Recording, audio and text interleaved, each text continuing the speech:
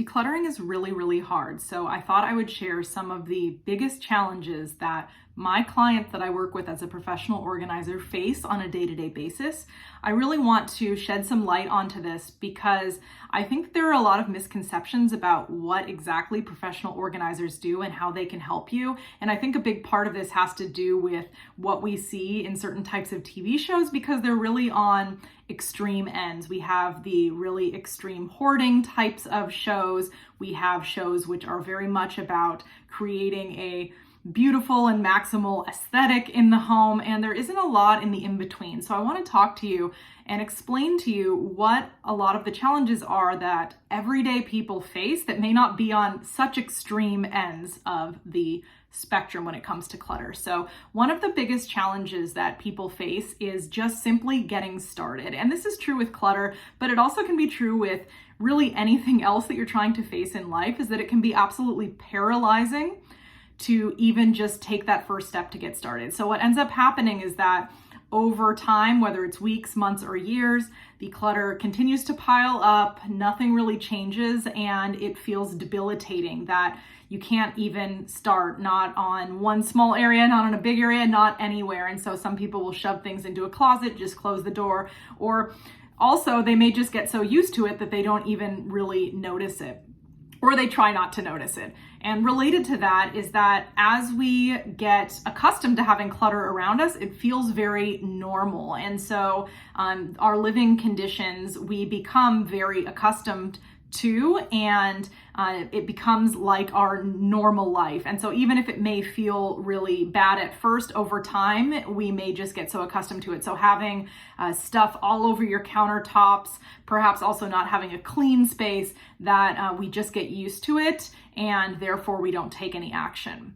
Another area that people really, really struggle with that I work with all the time has to do with a fear of letting go. And this usually comes into play with sentimental clutter, but it can really be for any object. And it's this fear of what will happen if down the line I need that one thing and I don't have it. And the big question is always the what ifs. What if I need it? Even if it's been 5-10 years since you've used whatever that thing is, that there's that fear that you won't have what you need when you need it. And this has a lot to do with the scarcity mentality, this feeling that you're not going to be taken care of, or that you won't have what you need when you need it. And that's a really, really big challenge to face. And it's something that I help clients with regularly, is how to get past that, how to move past that fear of the unknown and the what if.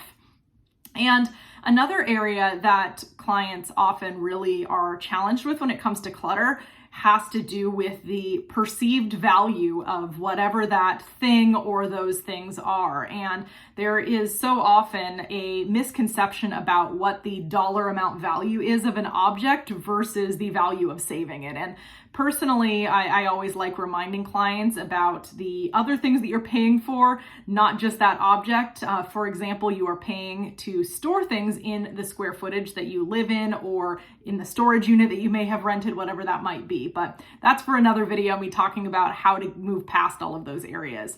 So those are some of the many areas that my clients struggle with when it comes to facing clutter. And I would have to say probably the hardest thing ever is getting started. And I face this in other areas of my life. It might not be with clutter, but I tend to also procrastinate with some things that I really, really don't want to do. And when you have someone there to help you and guide you, it can make a huge difference. So if you found some of the things that I've said in this video helpful, the next time that you're feeling like you can't face the clutter, rewatch this and remind yourself that you are not alone. So many people are feeling like you're feeling, and it's not anything wrong with you, but sometimes I want to remind you that it's important to get some additional support, either in the form of a friend, family member, or even a professional organizer, so that you can get there in ways that you haven't been able to do so before.